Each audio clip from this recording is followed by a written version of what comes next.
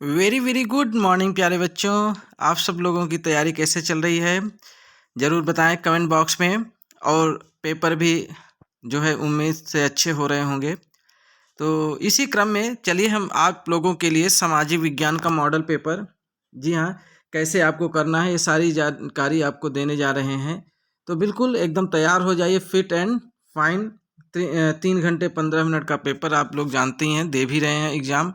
तो डायरेक्ट क्यों ना प्रश्न से शुरुआत करते हैं कि ज़्यादा समय भी ना हो, क्योंकि आपके पास समय कम बचा है तैयारी का। तो चलिए, तो पहले तो बात करते हैं 20 नंबर जो कि ओएमआर पे आप लोग देते हैं, ओएमआर शीट पर। तो इसमें बहुविकल्पी प्रश्न होते हैं, अगर आप लोग ओएमआर सही से नहीं भरेंगे तो आपके नंबर कट जाते हैं। तो चलिए देखते हैं कि हमारा पहला क्वेश्चन क्या कह रहा है। बहुत ही इंपॉर्टेंट क्वेश्चन है साथियों, बहुत ही इंपॉर्टेंट क्वेश्चन लेके आए हुए हैं आप लोगों के लिए। तो बात करते हैं पहले क्वेश्चन की। इन सभी क्वेश्चन को आप याद कर लीजिए। जी हाँ, सभी क्वेश्चन को आप रट के जाइएगा और अच्छे से लिखिएगा, हेडिंग वगैरह बढ़िया फर्स्ट क्लास। ठीक है, चलिए पहला क्वेश्चन है कि निम्न में से कौन 1815 की वियना संधि, याद रखिएगा, वियना संधि से संबंधित है। क्या आपका ऑप्शन ए होगा यानी बिस्मार्क, या फिर नेपोलियन, या फिर ड्यूक मैटरनिक, या फिर जूसेपी मेथसनी? बताइए आपके अनुसार कौन सा आंसर सही होना चाहिए। वियना संधि से कौन सा मतलब संबंधित है यहाँ पे, जो कि 1815 में वियना संधि हुई थी और इसकी अध्यक्षता जो है किए थे ड्यूक मैटरनिक ने। किसने अध्यक्षता किया था? ड्यूक मैटरनिक ने। तो आप समझ गए होंगे कि ये जो ड्यूक मैटरनिक हैं ये किससे संबंधित है? वियना संधि से संबंधित हैं। तो चलिए बात करते हैं अपने दूसरे क्वेश्चन की। इसको याद कर लीजिए, ये ड्यूक मैटरनिक को आएगा। नंबर दूसरा हमारा क्वेश्चन क्या कर रहा है कि सत्ता की साझेदारी के बेल्जियम मॉडल, कौन से मॉडल की? बेल्जियम मॉडल का मुख्य महत्व क्या है? आखिर में जो बेल्जियम मॉडल बनाया गया उसका क्या महत्व है? ऑप्शन आप देख रहे होंगे। सभी जातीय समूहों से उनकी आबादी के अनुसार शक्ति साझा की गई, या फिर ब ऑप्शन सभी जातीय समूहों से उनकी आबादी के अनुसार शक्ति साझा नहीं की गई, या फिर स ऑप्शन संप्रदायों को समान प्रतिनिधित्व दिया गया, या फिर द उपरोक्त में से कोई नहीं। अब आपके अनुसार ऑप्शन क्या होना चाहिए? तो सही ऑप्शन है प्यारे बच्चों, संप्रदायों को समान प्रतिनिधित्व दिया गया। आपका यही आंसर एकदम सही है। ठीक है, अब बात करते हैं हम अपने क्वेश्चन नंबर 3 की और देखते हैं हमारा क्वेश्चन नंबर 3 कितने बच्चे जो है इसको सॉल्व कर पा रहे हैं। अगर आपकी तैयारी अच्छी है तो आपको इन प्रश्नों को करने में कोई भी परेशानी नहीं होनी चाहिए। बात करेंगे 1928 से 1934 के बीच भारत में गेहूं की जो कीमत थी वो 50% से, जी हाँ, 50% से नीचे गिर गई। यानी कि 50% तक क्यों गिर गई, इसका कारण क्या था? क्या उस समय बाढ़ आ गई थी, या फिर सूखा पड़ गया था, या फिर महामंदी का कारण था, या फिर उपरोक्त में से कोई भी नहीं था? तो बताइए, गेहूं की जो 50% तक कीमत आ गई थी 1928 से 1934 के बीच में, इसका प्रमुख कारण क्या था? तो याद रखिएगा प्यारे बच्चों, उसका प्रमुख कारण था महामंदी के कारण ऐसी हालत हुई थी। चलिए बात करते हैं अपने क्वेश्चन नंबर 4 की, जो कि कह रहा है कि ब्रेटन वुड्स नामक संस्थान निम्नलिखित में से कहाँ स्थित था? ठीक है, स्थित था यानी इस समय स्थित नहीं है, लेकिन था की बात कर रहा है। क्या वह अमेरिका में था, या फिर अफ्रीका में, या फिर यूरोप में, या फिर इनमें से कोई नहीं? तो आपको बताना है सही आंसर। तो याद रखिएगा, सही आंसर होगा आपका अमेरिका। जो कि थोड़ी सी जानकारी और ले लीजिए। एक बैठक हुई थी जिसमें 1944 में इसकी ब्रेटन वुड्स नामक संस्थान जो थी इसकी 1944 में बैठक की गई थी, और इस बैठक में लगभग 43 देशों ने, कितने? लगभग 43 देशों की बैठक हुई थी। ठीक है, तो आपका आंसर जो है अ होना चाहिए। अब बात करेंगे क्वेश्चन नंबर 5 की। क्वेश्चन नंबर 5 क्या करा है कि निम्नलिखित में से कौन सा लक्षण संघीय सरकार से संबंधित नहीं है? तो देखिए, संघीय जो सरकार है इसमें आपका सर्वोच्च न्यायालय भी शामिल है, जो त्रिस्तरीय यानी कि तीनों हाई कोर्ट, सुप्रीम कोर्ट और न्यायालय यानी जनपद न्यायालय। और इसमें कठोर संविधान और लचीला, याद रखिएगा जो हमारा लचीला होता है ये भी संविधान में शामिल होता है। कठोर एवं लचीला, शक्तियों का केंद्रीकरण भी होना चाहिए। और इसमें पूछ रहा कौन नहीं है, तो याद रखिएगा नहीं की बात हो रही है तो संघ एवं राज्यों के मध्य शक्तियों का विभाजन नहीं होना चाहिए, यही आपका आंसर सही होना चाहिए। चलिए सही भी है। और क्वेश्चन नंबर 6 की बात करते हैं। हमारा क्वेश्चन नंबर 6 क्या कर रहा है, निम्नलिखित में से सामाजिक विभाजन का कारण क्या है। जो हमारे समाज में विभाजन देखने को मिलता है, आखिर में इसका कारण क्या है। धर्म है या भाषा है या फिर दोनों को कहा जाए या फिर इन दोनों को न कहा जाए, इनमें से कोई नहीं। तो याद रखिएगा धर्म और भाषा दोनों के अनुसार विभाजन होता है। कौन सा विभाजन कहलाता है, वो सामाजिक विभाजन। तो इस प्रकार से आपका जो आंसर होना सही होना चाहिए वो अ और ब दोनों सही होना चाहिए, यानी कि स ऑप्शन। ठीक है, चलिए बात करते हैं क्वेश्चन नंबर 7 की। हमारा क्वेश्चन नंबर 7 क्या कहता है कि यदि हम लैंगिक विभाजन की बात करते हैं तो उसका अर्थ क्या होता है। अगर हम लैंगिक विभाजन की बात करें तो उसका मतलब ये होगा कि समाज में स्त्री और पुरुष की असमान भूमिका है। क्योंकि यहाँ देखिए लैंगिक विभाजन यानी अलगाव की बात हो रही है। अच्छा, स्त्री और पुरुष के मध्य जैविक भिन्नता या बालक और बालिकाओं की संख्या में असमानता या उपरोक्त में से कोई नहीं। तो इन सभी आंसरों में से आपका जो आंसर नंबर अ है, समाज में स्त्री और पुरुष की असमान भूमिका, यही आपका एकदम सही जवाब है। ठीक है, तो बात करेंगे अपने प्रश्न नंबर 8 की। हमारा प्रश्न नंबर 8 क्या कहता है कि राष्ट्रवाद का उदय सर्वप्रथम किस देश से हुआ। जी हाँ, बहुत इंपॉर्टेंट क्वेश्चन है, ये आएगा एकदम तय है, बहुत ही इंपॉर्टेंट है क्वेश्चन नंबर 8। तो याद रखिएगा बच्चों, ये फ्रांस में हुआ था। और इसका अगर सन की बात किया जाए तो सन याद रख लीजिएगा 1789। कब, 1789 में फ्रांस में राष्ट्रवाद का सर्वप्रथम उदय हुआ। ठीक है, चलिए बात करते हैं अपने क्वेश्चन नंबर 9 की। हमारा क्वेश्चन नंबर 9 क्या कह रहा है, ड्यूक ऑफ मैटरनिख। जी हाँ, अभी आपने ऊपर पहले प्रश्न में देखा भी था, ड्यूक ऑफ मैटरनिख ने हमारी सामाजिक व्यवस्था का सबसे खतरनाक दुश्मन किसको माना है। क्या रूसो को उन्होंने माना, या विक्टर इमैनुएल को, या काल्विन को, या जुसेपी मेस्सनी को, किसको माना है। तो याद रखिएगा आपका द ऑप्शन एकदम सही है, जुसेपी मेस्सिनी को माना है। किसको माना है, जुसेपी मेस्सिनी को अपना सबसे खतरनाक दुश्मन या सामाजिक व्यवस्था का खतरनाक, अपना नहीं सामाजिक व्यवस्था का। तो बात करते हैं क्वेश्चन नंबर 10 की। लोकतांत्रिक शासन व्यवस्था अन्य व्यवस्थाओं से अच्छी है।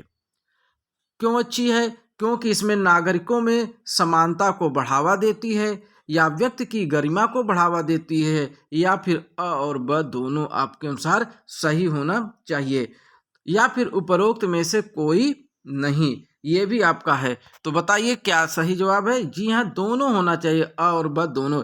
भाई नागरिकों की जो समानता है, चाहे वो किसी भी कैटेगरी को हो, उनको जरूर बढ़ावा मिलना चाहिए।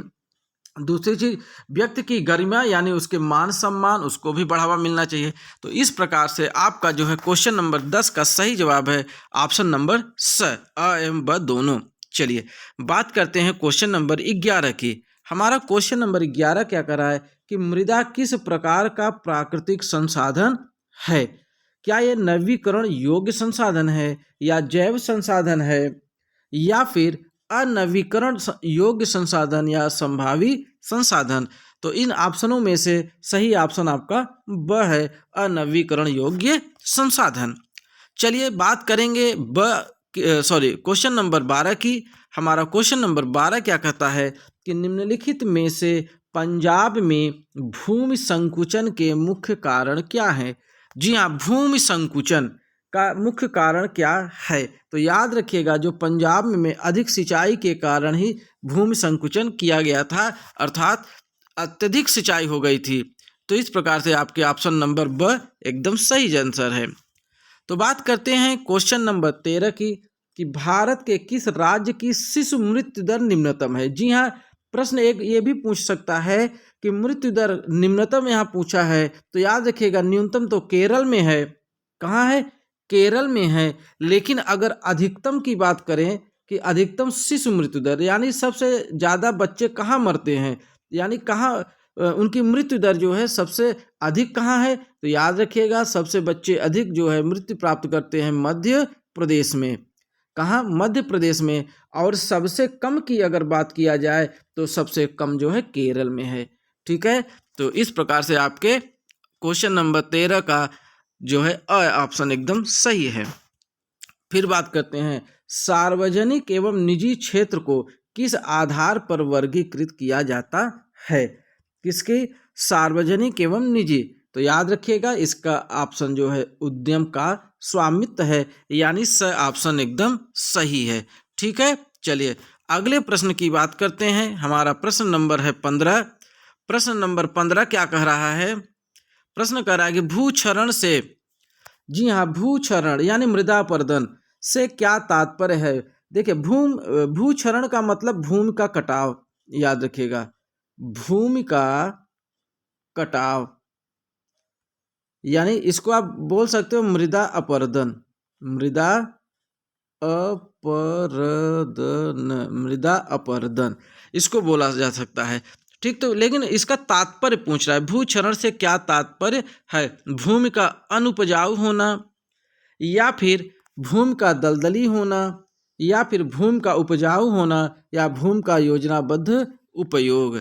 अब अगर इन ऑप्शनों में देखा जाए तो भूमि का दलदली होना ये भी सही जवाब नहीं लग रहा है। भूमि का उपजाऊ होना, जब भूमि क्षरण होगी, भूमि का कटाव होगा तो क्या होगा, भूमि धीरे धीरे कटती चली जाएगी और उपजाऊ फिर नहीं होगा, तो ये भी ऑप्शन नहीं सही रहे और दलदली भी नहीं। अब बात करते हैं भूमि का अनुपजाऊ होना, भूमि का योजनाबद्ध उपयोग। भूमि का योजनाबद्ध उपयोग यानी उसको प्लानिंग से उसका उपयोग किया जा रहा है, या भूमि का अनुपजाऊ होना। ठीक है, तो कटाव अगर हो रहा है भूमि का यानी भूक्षरण से क्या तात्पर्य है, तो अब आपके पास दो ऑप्शन है, भूमि का अनुपजाऊ और भूमि का योजनाबद्ध उपयोग। ठीक है, तो अगर भूक्षरण से बात किया जाए तो आपको आंसर नंबर अ पे जाना चाहिए, भूमि का अनुपजाऊ होना, यानी कि भूमि जो है क्षरण जब हो रहा है तो वहाँ पे कोई भी जो है खेती या कोई भी उपजाऊपन नहीं किया जा सकता। गोंडवाना कोयला का जमाव किस क्षेत्र में नहीं पाया जाता है, यानी कहाँ किस घाटी पर नहीं पाया जाता, ये बात हो रही है। तो गोंडवाना की बात किया जाए तो गोंडवाना में जो चंबल की घाटी है, कौन सी? चंबल की घाटी में नहीं पाया जाता। बाकी और जगहों पे जैसे दामोदर की घाटी, महानदी की घाटी, सोन घाटी यहाँ पे पाया जाता है, लेकिन चंबल की घाटी पे नहीं पाया जाता। और यही पूछा भी है कि नहीं पाया जाता, तो याद रखिएगा चंबल की घाटी पे। ठीक, चलिए बात करते हैं अपने अगले प्रश्न की। हमारा प्रश्न नंबर 17 क्या कर रहा है कि भूमिहीन ग्रामीण मजदूरों के लिए जिनके पास जमीन नहीं होती सबसे अधिक उपयुक्त विकास का लक्ष्य कौन सा है। पहला ऑप्शन उपज का ज़्यादा समर्थन मूल्य, या वह अपने बच्चों को विदेश में बसा सके, या अधिक मजदूरी, या उपरोक्त में से कोई नहीं। तो याद रखिएगा उपज का ज़्यादा समर्थन मूल्य तो ये तो मालिकों के लिए हो जाएगा, और विदेश में बसा सकें ऐसा तो मुश्किल ही है, क्योंकि जब वो खुद उनके पास ज़मीन नहीं है, खेत नहीं है, तो अपने बच्चों को विदेश में कहाँ से बसा पाएंगे।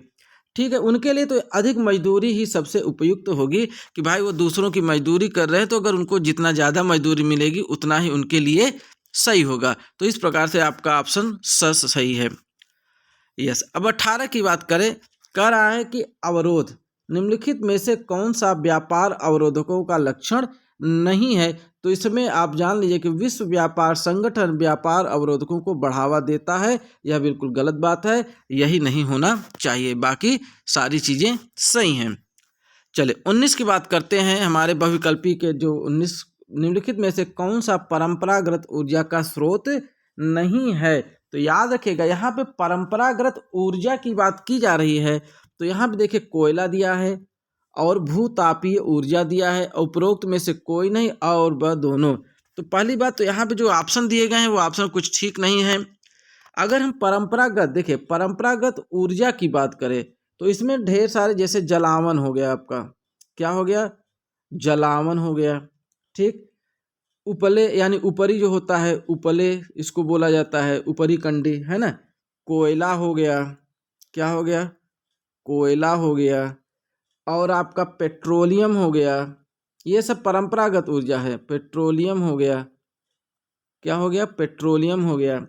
आपका प्राकृतिक गैस हो गया, जी हाँ, प्राकृतिक गैस हो गया, ठीक।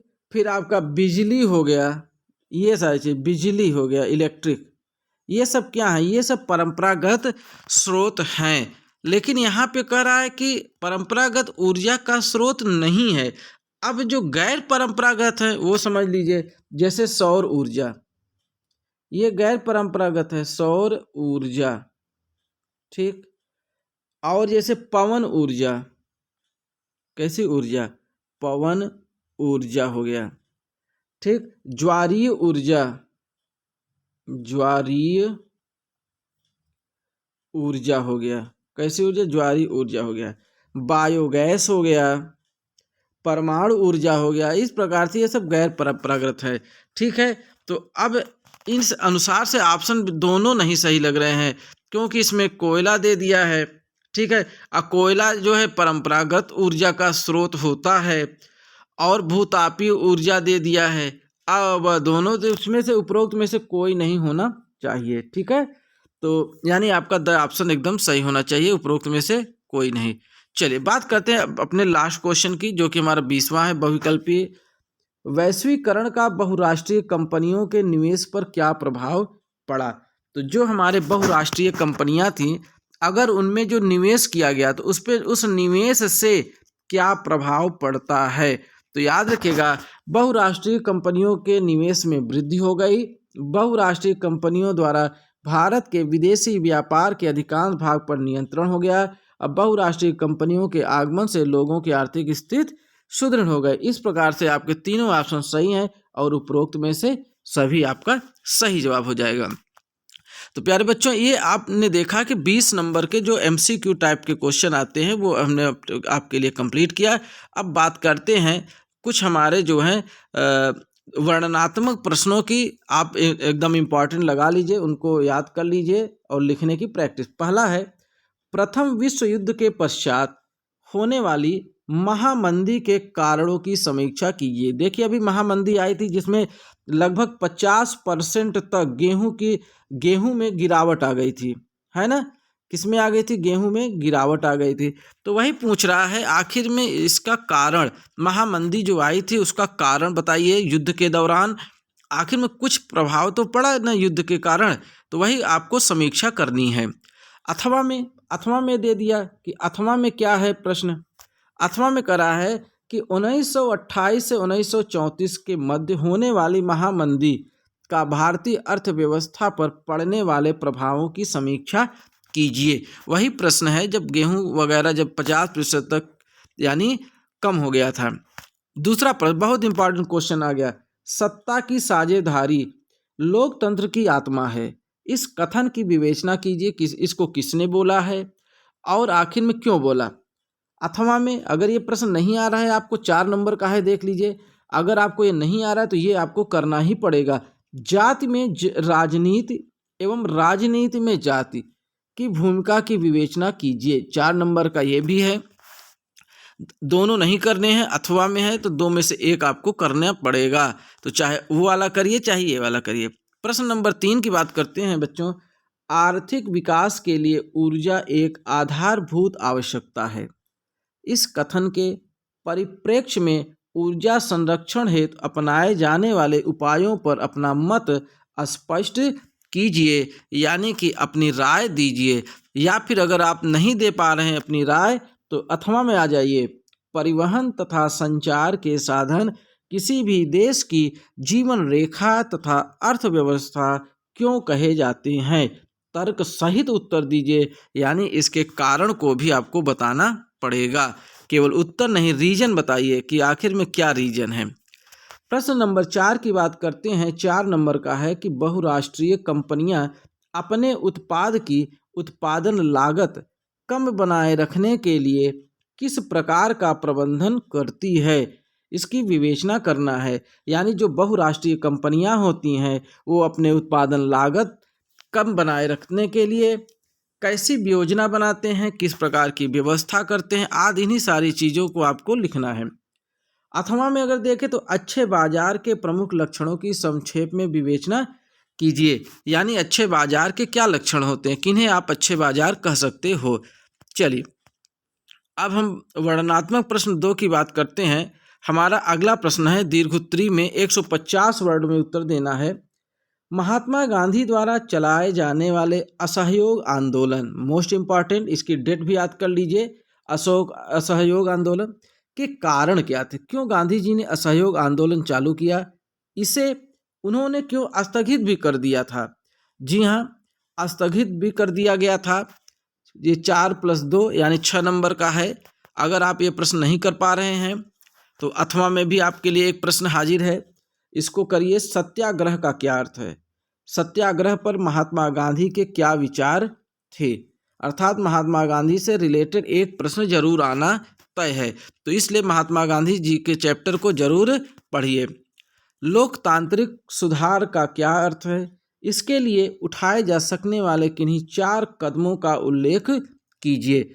और अथवा में देख लीजिए वैध शासन का क्या अर्थ है, लोकतंत्र किस प्रकार उत्तरदायी, जिम्मेदार एवं वैध सरकार का गठन करता है। 6 नंबर का प्रश्न ये भी है, दीर्घोत्तरी है, आप अपने से बना के भी लिख सकते हो। ठीक है, अगले पर वैश्वीकरण का मोस्ट इंपॉर्टेंट क्वेश्चन आ गया। देखिए वैश्वीकरण मोस्ट इंपॉर्टेंट, चाहे दीर्घ में आए चाहे लघु में आए, लेकिन आएगा जरूर। वैश्वीकरण का कृषि पर पड़ने वाले प्रभावों का वर्णन कीजिए, आखिर उसमें क्या प्रभाव पड़ता है। अथवा में भारत में पाए जाने वाले मोटे अनाजों का, किसका, मोटे अनाजों का उल्लेख करते हुए इन अनाजों की पैदावार के लिए उपयुक्त भौगोलिक परिस्थितियों का वर्णन करिए। ये भी 6 नंबर का है, भौगोलिक परिस्थितियों का वर्णन करें। बात करेंगे क्वेश्चन नंबर 8 की, असंगठित क्षेत्र के श्रमिक सामाजिक भेदभाव के भी शिकार हैं। क्या आप इस कथन से सहमत हैं? अगर आप सहमत हैं तो कारण बताइए, क्यों सहमत हैं। अगर आप सहमत नहीं हैं, असहमत है, तो उसके भी कारण बताइए। अथवा में क्या है, मानव विकास सूचकांक, यस मोस्ट इम्पॉर्टेंट लगा लीजिए इसको, तो ये बहुत ज़्यादा इम्पॉर्टेंट है, क्वेश्चन कंप्लीट करिए इसको। मानव विकास सूचकांक क्या है, मानव विकास नापने वाले मूलभूत अवयवों का वर्णन कीजिए। ये भी आपका क्वेश्चन नंबर यानी 6 नंबर का ये भी क्वेश्चन है। अब कुछ बात करेंगे प्यारे बच्चों मानचित्र से संबंधित प्रश्न, यानी आपको जो भरने वाले प्रश्न आते हैं। निम्नलिखित स्थानों को भारत के रेखा मानचित्रों में डॉट चिन्ह द्वारा नाम सहित दर्शाइए। सही नाम व सही अंकन हेतु आधा आधा नंबर निर्धारित किया गया है। अगर आप सही नाम देंगे और सही अंक भी मतलब चिन्ह भी लगाएंगे तब आपको 1 नंबर मिलेगा, नहीं तो सबका आधा आधा नंबर हाजिर है। पहला चित्र वह स्थान लगाइए जहाँ पे जलियांवाला बाग हत्याकांड हुआ, तो स्थान का नाम और वह कहाँ है उसको मैप में आपको चिन्हित भी करना पड़ेगा। पहले तो नाम लिखिए, जगह का नाम, कहाँ हुआ था जलियांवाला बाग हत्याकांड, जरूर बताइए आप कमेंट बॉक्स में कि जलियांवाला बाग हत्याकांड कहाँ हुआ था, और फिर ये डॉट लगा दीजिए उस मैप पर। अगला प्रश्न है वह स्थान जहाँ से गांधी जी ने नमक बनाना आरंभ किया था। जी हाँ, नमक वाला, इसको भी आपको बस वही चीज़ करना है, जगह का नाम और डॉट लगाना है। वह स्थान जहाँ नील की खेती, इंडिगो, नील की खेती करने वाले किसानों ने आंदोलन किया था। ठीक, अगला प्रश्न वह स्थान जहाँ सूती मिल श्रमिकों ने सत्याग्रह किया था। अगला प्रश्न है वह स्थान जहां दिसंबर 1920 में भारतीय राष्ट्रीय कांग्रेस का अधिवेशन हुआ। तो प्यारे बच्चों ये सब बहुत इंपॉर्टेंट क्वेश्चन है, ये आपको आने चाहिए। और आपको ये है केवल दृष्टिबाधित परीक्षार्थियों के लिए, जो है दिव्यांग है आँख से, उनके लिए मानचित्र है। इसमें भी देख लीजिए जलियांवाला वही प्रश्न दिए गए हैं, लेकिन ये जो है उनके लिए है जो आँख से दिव्यांग है। बात करते हैं आगे, मानचित्र कार्य दर्शाने के लिए मानचित्र कार्य देख लीजिए।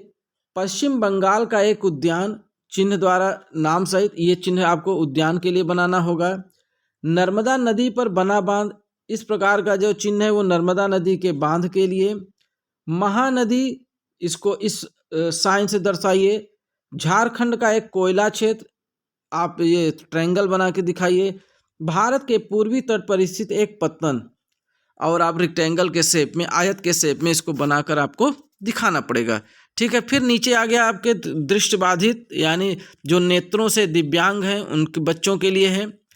और आगे बढ़ते हैं, यहीं से प्यारे बच्चों आपका ये सेशन समाप्त होता है। जी हाँ, आपका यहीं से ये द एंड हो जाता है। ये हमारा सामाजिक विज्ञान का पहला क्लास है। आपको और भी क्लास मिलेंगे क्योंकि आपका जो एग्ज़ाम है अभी 1-2 दिन का समय है। इस दौरान मैं आप लोगों के लिए बैक टू बैक, जी हाँ, ये एक वीडियो को छोड़कर कम से कम 2 क्लासेज और आप लोगों के लिए ले आऊँगा। एमसीक्यू के बेहतरीन क्लास आपको मिलेगी। जी हाँ, जिसमें आपका जो 20 नंबर है ये सॉलिड मैं दिलाने का प्रयास करूँगा, 20 में 20। ठीक है, और आपके जो दीर्घ उत्तरी हैं ये भी मैं आप लोगों को और प्रयास करूंगा कि और अच्छा से अच्छा मैं खोज करके और अच्छे से अच्छा जो है ले आने का प्रयास करूंगा। ठीक है, तो प्यारे बच्चों, इसी के साथ आप लोगों के लिए अग्रिम एग्जाम के लिए बेस्ट ऑफ लक, गुड विशेष, शुभकामना ढेर सारी। आपका पेपर अच्छा हो, बढ़िया हो, शानदार हो। ठीक है, तो चलिए चलते हैं, अलविदा लेते हैं आप लोगों से। जय हिंद, जय भारत।